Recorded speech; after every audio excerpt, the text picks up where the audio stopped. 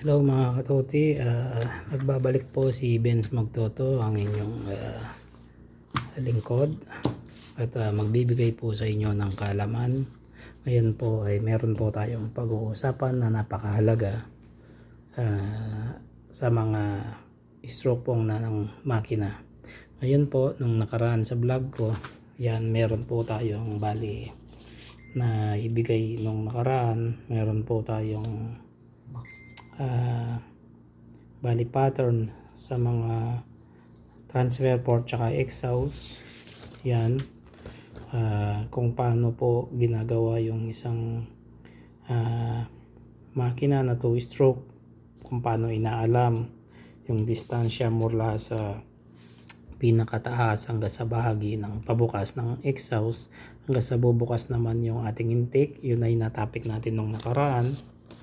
Ay bigay ko yung mga info. Yan po yung mga block na pag-usapan natin nung nakaraan, at meron po tayong nakadrop dyan, at yung meron po tayong sukat sa mga block na stock, at meron po tayong connecting rod length, at meron po tayong mga napag-usapan nung nakaraan na mga RPM ng makina. Depende po yan sa mga port ng ating exhaust tsaka transfer port duration tsaka blowdown. Yan po para makuha natin yung mga tamang RPM. Ngayon po meron po tayong tatalakayin na napakahalaga na dapat nyo malaman, marahil ito'y hindi nyo pa alam, para makapagbigay po ako ng panibagong kaalaman sa inyo. Na si Benz Magtoto po ay magbibigay sa inyo ng dagdag kaalaman sa mga crankshaft, kung paano po yung pagkuha ng stroke. Marahil sa iba po ay napakadali ang pagkuha ng stroke ng isang makina, dahilan po sila ay biyasa na at alam na po kung paano nila susukatin ang stroke ng makina. Pero meron po tayong pamamarahan na tama at accurate na makukuha natin ultimo mga point ng stroke ng makina. At kung paano po yun, samahan nyo po ako, at para malaman po natin, magbibigay po ako ng mga sukat sa inyo, at susukatan po natin ang bawat crankshaft dyan para malaman po natin kung paano po siya makukuha ng stroke. Ngayon po, dadako po tayo sa isang crankshaft muna. Yan po ay isang D1 na stock na alam na ng mga mekaniko na mga 2-stroke na mga mahusay na manlalaro, na alam na kung anong stroke nito. Pero kung paano po kukuha na ng stroke kung sakali naman na ikaw ay hindi ka pa biyasa o hindi pa naituturo sa inyo kung paano kuha na ng stroke ang isang crankshaft, mahalaga po ito na inyong malaman. At si Benz Magtoto po ay nagbibigay palagi sa inyo ng kaalaman para maragdagan ang inyong mga impormasyon na gusto nyong malaman about sa mga makina. Ito po ay hindi lang applicable sa isang makina na Dio o kundi o sa mga Jag o mga Mio o mga Sniper. Pare-parehas lang po ang concept ng pagkuha ng stroke nito, at ituturo ko po sa inyo. Bahala na lang po kayo kung paano nyo po i-summarize, basta ipapakita ko po sa inyo. At palagi nyo na lang pong panoorin itong video kung sakaling hindi nyo pa po mag-gets kung paano kuhanan ng mga tamang reference itong mga sigunyal na to. Meron po tayong isang sigunyal dito na CMR. Yan ang paborito ng mga manlalaro. CMR po yan, na meron po tayong puno na CMR. Yan po. At meron po naman tayo ng self-made na isang crankshaft. Ito po ang pinaka-diferensya ng isang self-made tsaka po yung isang gawa ng factory, na gawa na po ng CMR at gawa po ni high stock po pala to. At ito naman po yung CMR. Yan po. Ngayon po, dumako po tayo kung paano po susukatin ito. At sana po masundan nyo ako kung paano po tayo kukuha ng isang impormasyon sa isang crankshaft. Bali, ang una po nating titignan dito, ipapaliwanag ko po kung paano po kukuhanan ng tamang reference ang isang crankshaft. Una po sa lahat ay aalamin natin kung ano pong sukat nito.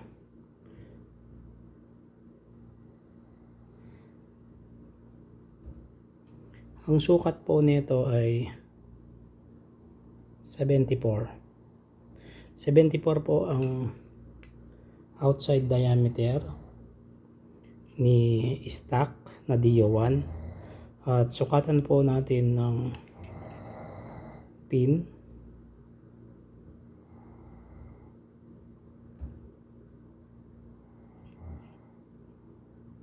Yan po.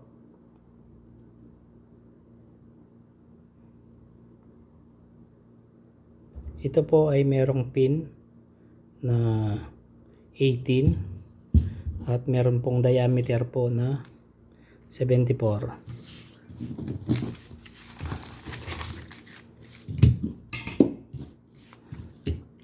Magdadrop ko po dito para makuha po natin. Gagawa po tayo ng pattern na bilog para mas mapadali at lalo nyong mas maintindihan. Ibig sabihin po nito, ginawa natin na bilog nito, ito yung dinadrop natin na parang pinaka round po o circle ng isang sigonyal na kinukuhanan po natin to from lower to upper po. Yan sa caliper. Bali, ito po yung kinuhanan natin na 74 po. Ngayon, si 74 po ay i-record po natin siya dito. Bali, 74 mm po yung nakuha natin. Yan. Tapos, lalagyan po natin siya ng pin.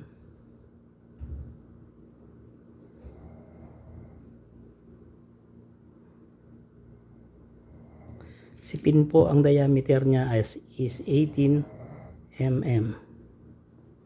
Yan po, napakahalaga po yan.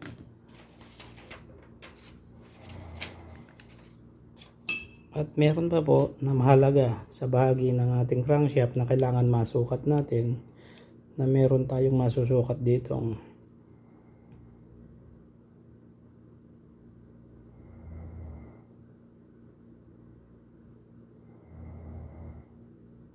bali meron po tayong nasukat ditong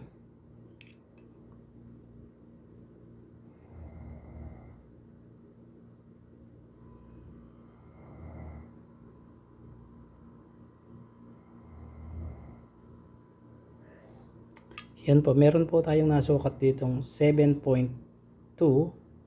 Bali, re-record natin po yung 7.2. Saan po galing yon?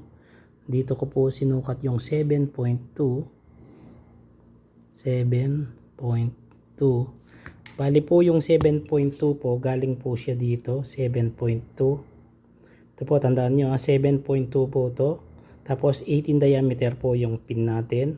Tapos ang circle po ng isang crankshaft is 74. Ngayon po, ang gagawin po natin dito, dahil stroke po ang pinag-uusapan natin, si 7.2 po na nakuha natin dito, mahalaga po ito itatimes natin po palagi sa kahit sa anong klaseng crankshaft po. I-multiply po natin siya kay i-multiply po natin yung nakuha natin ng 7.2. Bali 2 bali equals 14.4. Bali, multiply po natin yung 7.2 times 2 equals 14.2. Mahalaga po yan. Ngayon, gagawin naman natin po ngayon, si 74 po, gagamitin natin, si 74, ito po ang diameter nito, si 74 po, ima-minus natin po ngayon kay 14.4. Ngayon, i-minus natin po yan, bali 59.6. Yan po yung sagot, 59.6. Kinuha natin po si 7.4 dun sa outside diameter. Kinuha naman natin po si 14.4 dito po sa pinakataas po ng ating crankshaft, tsaka po dun sa upper pin po ng ating crankshaft. Nakakuha tayo ng 7.2. Dun po galing yung ating 14.4. Maliwanag po ba? Ngayon yung sagot po na 59.6, mahalaga po to 59.6, para magkaalaman kung anong stroke nito. Ang gagawin po natin ngayon, hindi pa po natin nagagamit sa given na meron ang crankshaft natin, si 18mm po. Saan natin siya gagamitin? Bali kay 59 po, ima-minus natin kay 59. Ngayon, para lumabas po ang stroke niya, dahil may po yan, ay may point po dito, dapat nito is tama, 0 po to. Okay. Ngayon po, 6 minus 0 equals 0 po yan. Equals 6 po, sorry. Ngayon, 9 minus 8 equals 1 po yan. May point po pala yan. Yan. Ngayon, 5 minus 4 equals 41.6 po ang stroke po ng isang makina. Ito po, maliwanag po na nakuha po natin ng reference na eksakto yung stock. Ang stroke po niya is 41.6.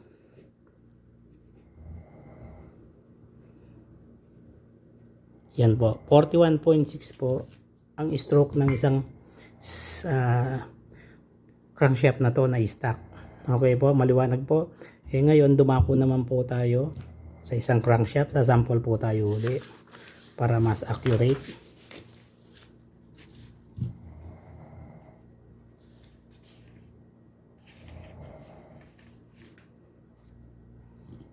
Gawa po tayo uli ng bilog.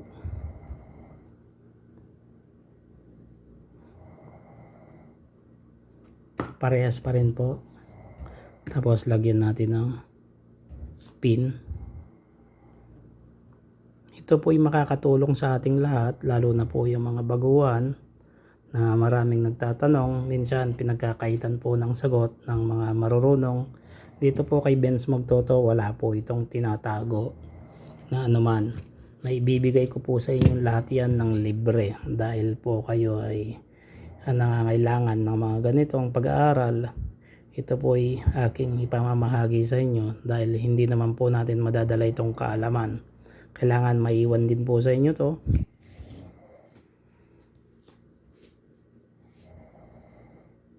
Kaya po si Benz Magtoto ay palaging nandyan sa inyo para maibigay lahat sa inyo itong kaalaman. Ngayon po, susukat po na tayo uli. Kukunin naman po natin si CMR. Yung mga mahuhusay na po dyan, alam na kung anong stroke nito. Ito po ay baby stroke. Sukatin po natin.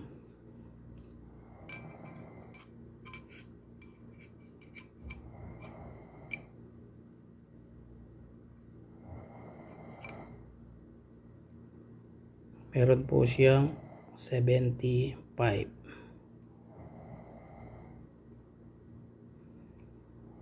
75 po ito. 75 mm.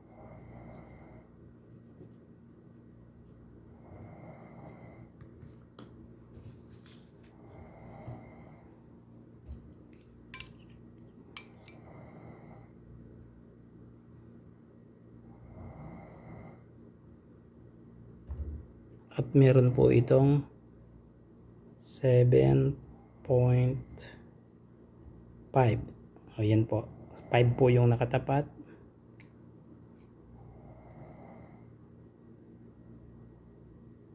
.5 po. Yan, ire-record po natin yung 7.5. Kamukha rin po ng isang ginawa nating makina. Tapos sukatin po natin yung pin.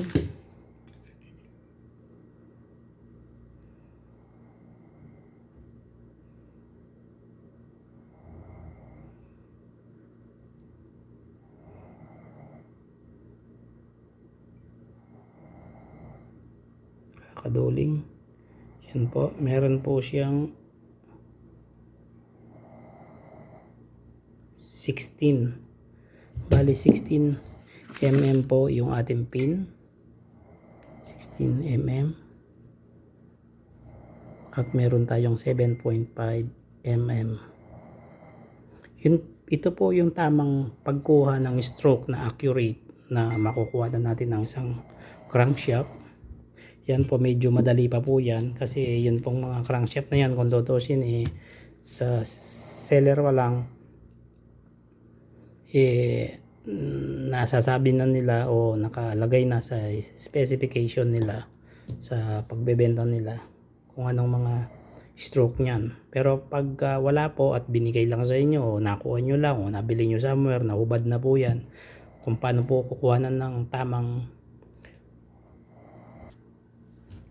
yan po, nakadrop na po yung ating mga numbers dyan.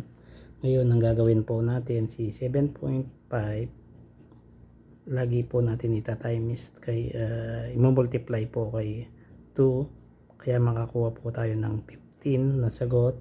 Tapos si 75 mm po i-minus naman natin kay 15, ang sagot po natin is 60. Ngayon po, para makuha natin yung stroke daw sa sagot ni 60, sa pamagitan po ni 60, ano pong gagawin natin? Bali kunin po natin yung pin na 16, i-minus natin po kay 60, 60 po. Ngayon, pag minus po natin yan, 0 minus 6 cannot be, borrow 1 po. Kaya 10 minus 6 equals 4. Dahil 5 na lang po to dahil nakairam tayo ng 1. Ngayon 5 minus 1 equals 4. Maliwanag po. Bali 44 po ang stroke ng ating makina na to. Okay po. Nakuhanan po natin si CMR daw ng 44 ang stroke.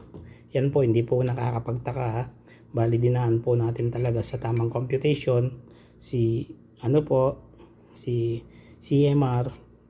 Ito po siya is 36 po siya dito sa width niya at yung round po niya is 75. Tapos meron po siyang pin na 16. Hindi po yan kaila sa inyong mga manlalaro o mga mekaniko. Tama po itong sinasabi ko sa inyo na ito po ay 75 at ito po ay 16 at ito pong ginamit kong formula ay wala pong kawala na ito po ay eksaktong 100% 44 stroke. Yun po. Ngayon, kung kumbaga po siguro sa tingin nyo hindi pa po yun masyadong masalimuot para patunayan ng stroke ng isang makina, ihilik yung kapitbahay ko. Tuloy po ngayon tayo dito. Ito po naman ay kuha na natin ng stroke.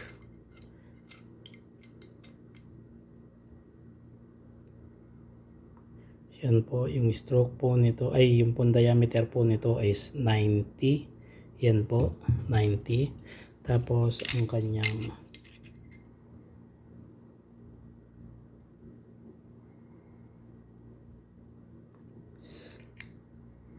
6 mm po yan. 6 mm po yung sa pin niya.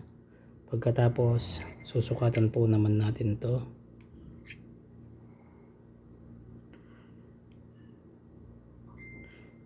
Ito po ay 16 mm. Bali ganun din po ang gagawin natin. Gawa rin pa rin po tayo ng isang bilog.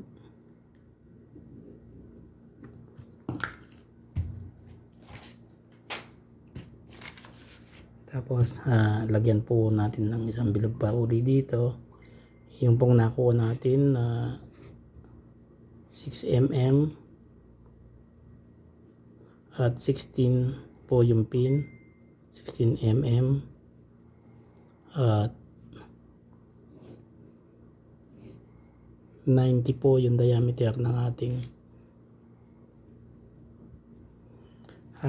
sigunyal. Ito po ngayon ang ating tatalakayin. Muli, bali 6 po. I-multiply po natin uli sa 2. Makakuha po tayo ng 12. Tapos yung 90 diameter po, yan po ay ngayon si 90 po diameter, bali i-minus natin po si 12, magkakaroon po tayo ng 78.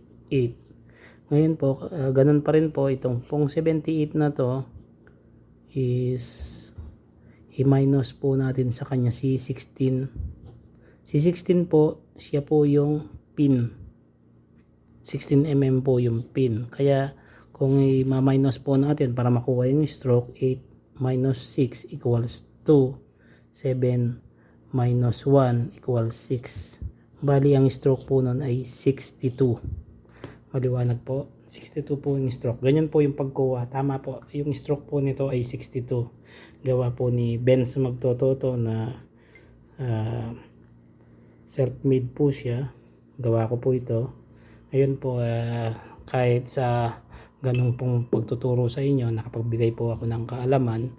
Ngayon po, meron po tayo pang mahalaga na ating aalamin, na panibago po na kaalaman, ibibigay ko pa rin po. Magtuloy-tuloy pa rin po tayo about naman po dito sa mga cylinder na stock po na 50cc, na meron po tayong 125 na MH po na 125 yan, at meron po tayong isang 90cc bore 50mm yan po. Tapos dito po ito, buksan ko po para makita yung 54mm.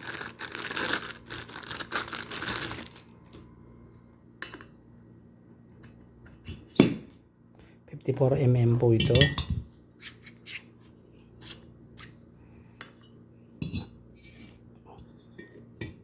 Balik ko muna sa lalagyanan para hindi muna sila scratch.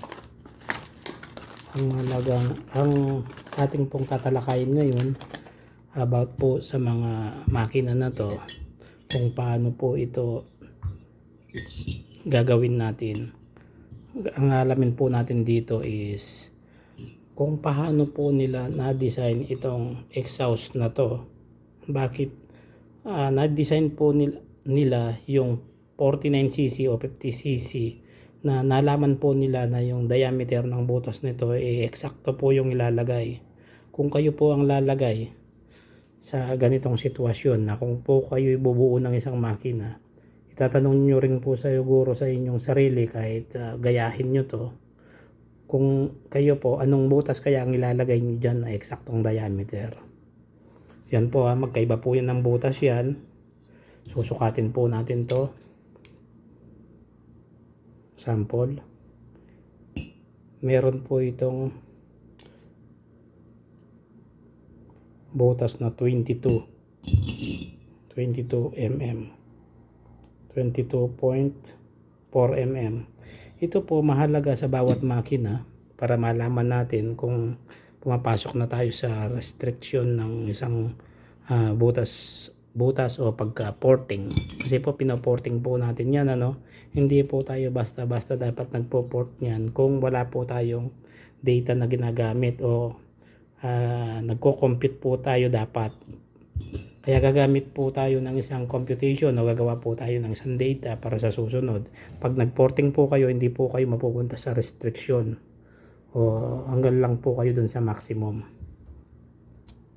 Ngayon po, dadako po tayo kung paano po ito alamin kung po tayo sakali gagawa po tayo ng isang block. Kasi actually po si Benz Magtoto, kayang-kaya niya po gumawa ng isang block na mga kagaya nito.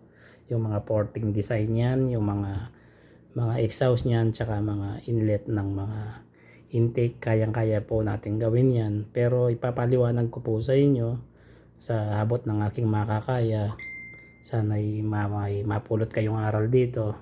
Ito po bibigyan ko kayo ng isang example. Siguro magsimula muna tayo sa isang 120cc o MH. Kung makikita nyo po, ito is napakalaki po ng butas. Ibibigay ko po mamaya sa inyo yung sukat. Ang dapat muna po natin siyang kanyang alamin, bakit nilagyan po nilang ganito kalaking butas at bakit po nila nalaman. Ngayon po, yun po ang aking ituturo sa inyo, kung paano po natin malalaman na eksakto na po yung butas na yan o kulang pa. Ngayon po, sa ibibigay ko pong kaalaman sa inyo, malalaman nyo po kung dadagdagan pa natin tong butas na to o hindi na. Mahalaga po kasi to sa isang makina, tsaka sa mga gumagawa po ng pipe. Kailangan po ito. Pag nagpagawa po kayo ng pipe, dapat i-compute nyo po yung stroke ng isang makina, kasi given na po yung stroke. Pag given na po yung stroke, dun natin malalaman kung anong diameter po ang kailangan i-apply dito. So kung meron po tayong 120cc na kagaya nito, na ang stroke niya ay 52.6 at ang bore niya ay 54, bali meron po tayong 120cc. Sa ngayon po, ang mahalaga po doon, paano kung ito ay 150cc or 140cc or 135cc? Anong tamang pipe ang ilalagay natin doon at anong tamang butas na dapat na nandito?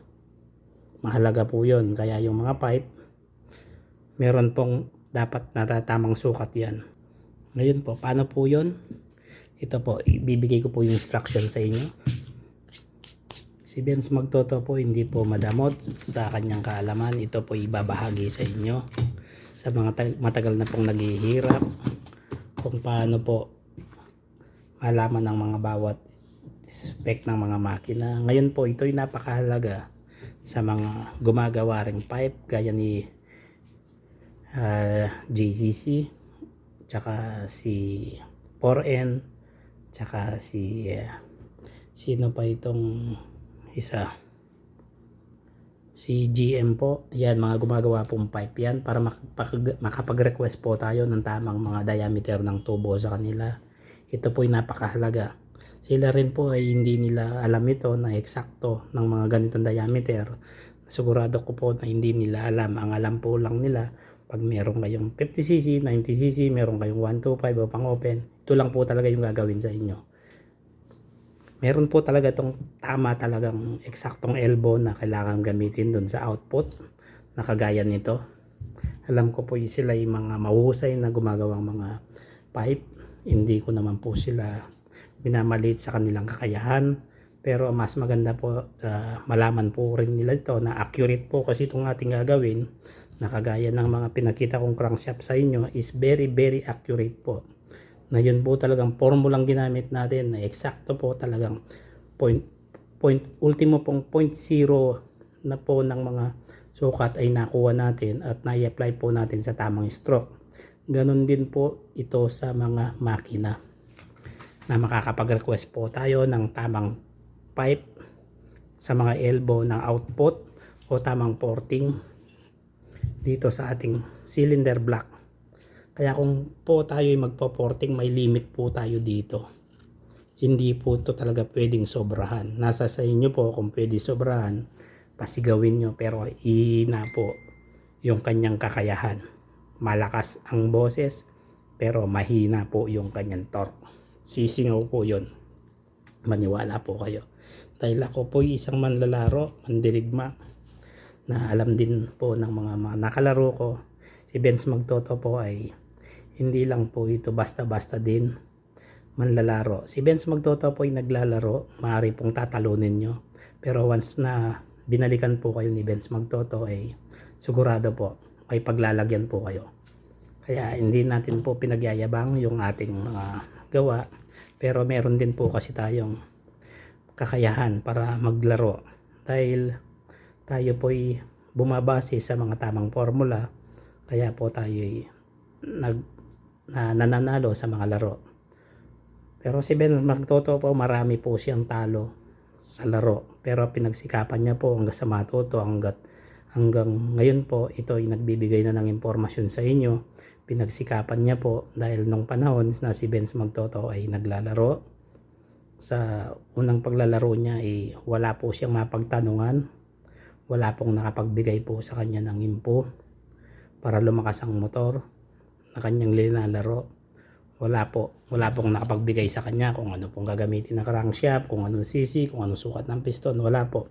Basta po si Benz Magtoto, naglalaro po siya palagi sa 90-86cc po. Lumalaban po siya hanggang open. Hindi lang po talaga siya nagpapabukas.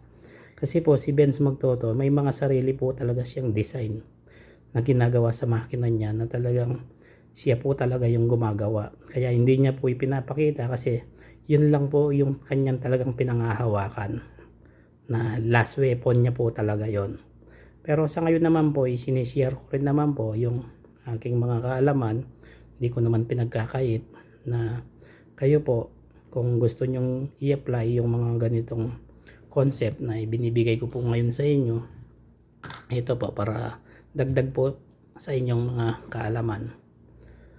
Ngayon po, dumako po tayo sa computation ng ating block. Medyo mahaba-haba na ating usapan. Ngayon po, ang alamin po natin dito is kung ano ang crankshaft na gagamitin natin dito. Hanapin po natin kung anong stroke siya para malaman po natin kung tama na ba yung butas na to. Para mapadesign natin yung pipe elbow kung ano rin po yung butas na input ng pinaka elbow po niya na manggagaling dito. Ngayon po, paano po ba nalaman ng isang manufacturer na gumawa nito na ganyan ang butas niya? Ang ginawa po ni engineer na nag-design po diyan, napakasimple lang po. Napakadali. Ang ginawa po niya is inalam po niya yung stroke ng sigunyal. Kagaya po ng naituro ko sa inyo paano kuhanan ng stroke yung sigunyal. Ngayon po, aalamin lang natin kung anong gagamitin mong stroke sa block na to. Yun lang po. Ang gagamitin ko po na stroke sa MH na to ay 52.6. Yun po ang gusto ko, 52.6. Ngayon po, paano natin may apply yung 52.6 at malalaman natin yung butas dito? Napakasimple lang po. Bali, i-divide po natin sa 2. Pag na-divide po natin sa 2, ang sagot po dyan is 26 equals 26.3. Ngayon po, yung 26.3,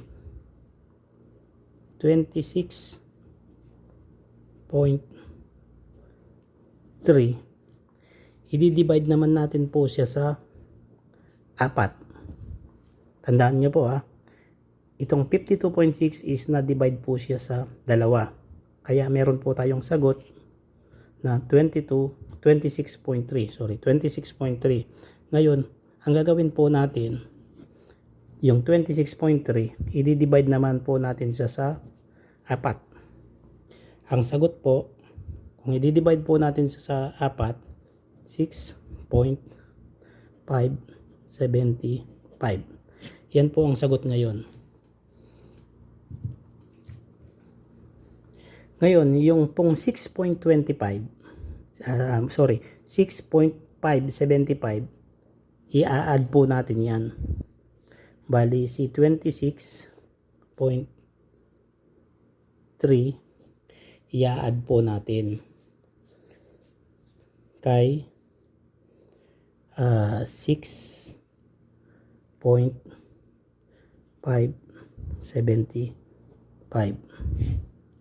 Yan po, napakadali lang po niyan. Kung titignan nyo po, i-add natin 5, 7, 6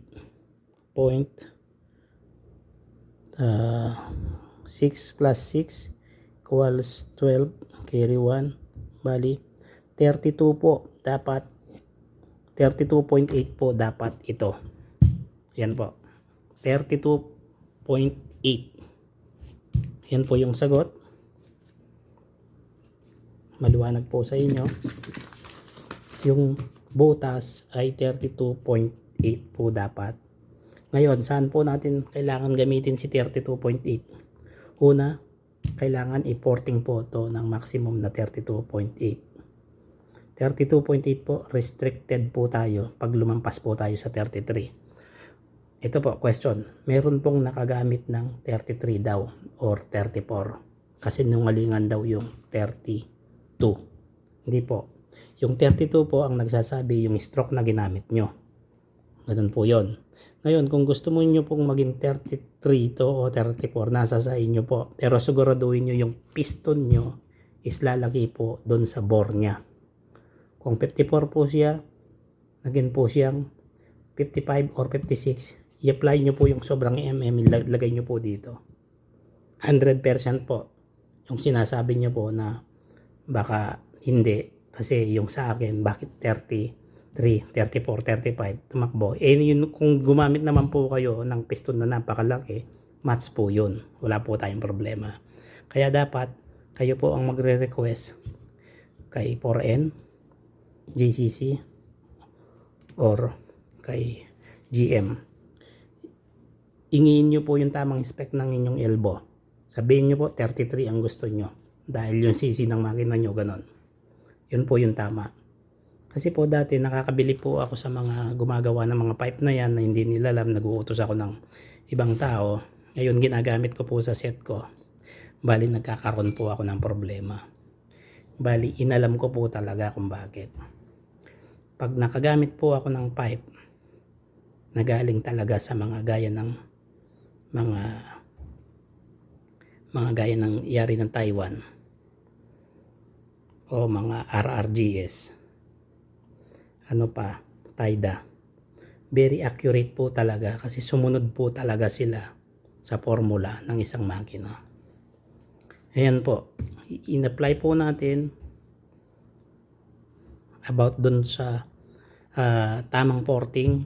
Kung pong ito ipo-porting nyo, yun po po-porting nyo po, dapat ito ay 32.875. Almost magti-33 po yun. Kasi nasa 875 na po tayo. Pwede po tayo ng 33, halos malapit na. Wala na pong problema yun. Hindi na masyadong mararamdaman ng makina yun. Makakasigaw po siya. Okay po, nalaman nyo po kung paano natin kukunin yung isang formula ng isang porting nito. Hindi lang po kasi ito dapat linilinis. Kung lilinisin nyo lang po ito, ang purpose nyo yung carbon lang na hindi magde-deposit. At kung gusto nyo po talaga itong makuha o ma-maximize yung power nya, yan po, susukatin po natin from manufacturer po to.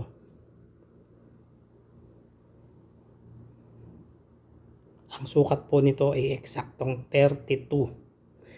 Bali kung lilinisin niyo po, makakakuha pa kayo ng 0.8. Pwede pa, konting-konti. Enough na po itong MH sa kanyang design. Yan po, original pa yan. Hindi pa po yan na napapalis o porting. Yan po. Bali ang naporting pa lang dyan yung mga nasa loob. Gaya ng mga bintana niya doon. Yan. Yan po. Malaki na po to. Pinorting na po ni Benz Magtoto ito. Magandang pong manakbo ito. Okay po. Bali dadako naman tayo sa ibang block. Ang gusto niyo pong malaman is ito naman po.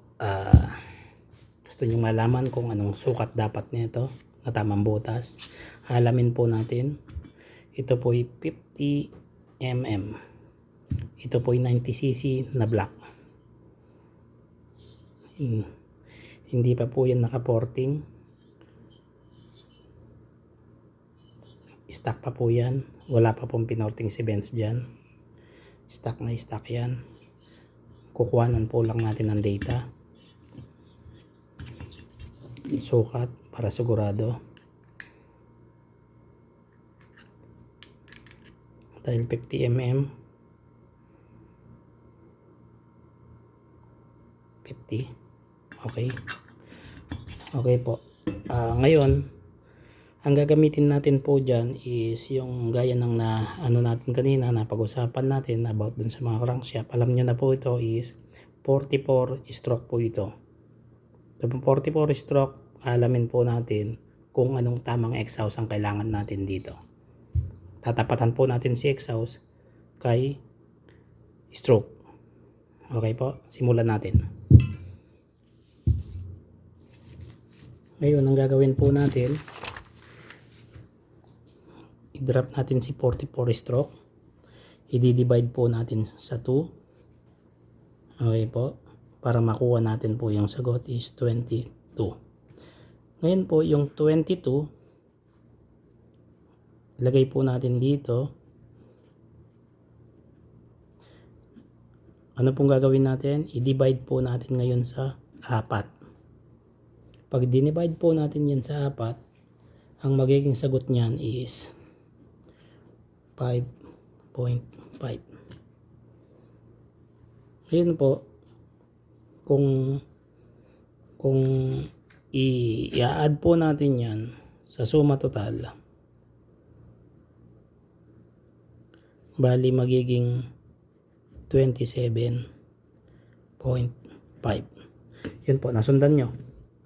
Bali, ang makukuha po natin kay 44 stroke, kaya po lagi nating inaalam para mai-apply po natin yung exhaust dito. Mahalaga po talaga to. Yung stroke po ay napakahalaga kay exhaust. Ayan po. Ngayon, ang sagot po daw is 27.5. Sugatin po natin to kung pasok pa po siya sa spec. Ayan po, balis ang nakuha po natin sagot is 27.5. Sukatin po natin to kung pasok po siya. Oops. Nakakuha po tayo ng 26 point. Saan siya tumapat? 26.8 po. Tumatapat po siya kay 8. Yun po. 25, 26, alanganin po sa 27. 26.8. Bali, ito pong stock na 90cc na to, pwede pa po siyang i-port hanggang 27.5. So, malayo po ito. Mag-overheat po ito kung po gagamitin nyo to. Hindi rin po pwedeng palakihan ng palakihan to dahil malalagay po siya sa alanganin. Mawawalan po siya ng pressure. Sisingaw po yan. Mawawalan ng gigil po yung makina. Yun po yung tama dyan. At mag-request po tayo ng pipe na kailangan at least maximum 28. Mahirap ng paggawa ng 25 to. Konti na lang po yun. Pasakto nyo po ng 28. I-request nyo po yung pipe nyo. 28 lang po. Yan lang po. Ngayon, kung gusto mo nyong maging 20, 28 or 29, i-bore up nyo po ito. Bawat isang mm po nito, kunwari 1 mm, bore 50 po siya, ginawa nyo pong 51, i-plus nyo po dito. I-plus nyo po dito. Sa formula po na to na 27.5 plus 1 mm plus 1, bali 28.5. Kung naging 52 po, gawin po nyo ng 29.5. Maliwanag po. Ito po ay dagdag kaalaman sa inyo. Ito po ay accurate. Ito po ay walang halong ano po ito. Wala pong halo to na kayo po ay dinadaya dito sa mga computation ni Benz Magtoto. Ito po ay pinapakita po sa inyo na accurate, na inyo po matututunan. Ako po ay nagbibigay kaalaman o nag-aatid ng impormasyon sa tama lang po. Ngayon, meron naman po tayong tatalakayin ngayon, si stock naman. Si stock, alam nyo naman po, ang kanyang stroke is, ito po ang stroke niya po is 41.6. Kung hindi po ako nagkakamali, 41.6. Ano pong gagawin natin? I-divide po natin uli sa 2 equals 20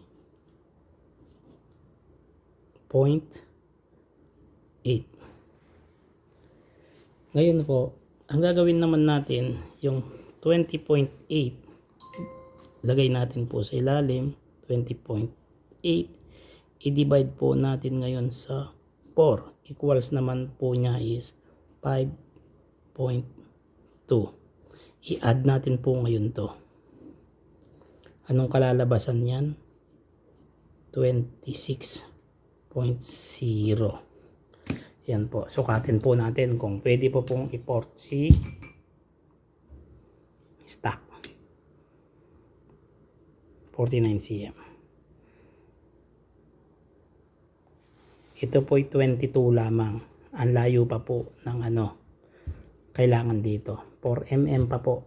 Pwede pa po itong i-port hanggang 26. Bali 22 lang po siya. Kaya po ganun lang siya kasi si manufacturer dinesign po lang siya ng tumakbo ng 60. Pag kinalkal mo to, lalampas ng more than 60 hanggang 80, 100.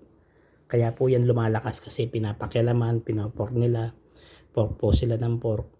Ang kailangan po pala nito is 26. Kaya po pag pinork na ng pinork, ang laki na po ng pinork, ang laki po ng pinagbago ng makina. Tama po yun siguro. Siguro kayo po na mga nag-i-scooter na kagaya ko, kayo'y nadanasan nyo na yung nyo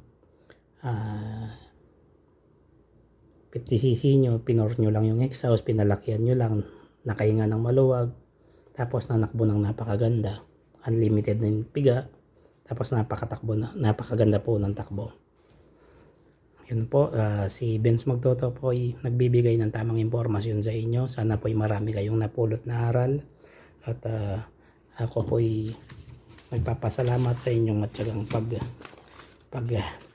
panonood sa aking mga videos. Ako po ay nagpapasalamat sa inyo ng marami. Kung wala po kayo, wala po itong channel na to.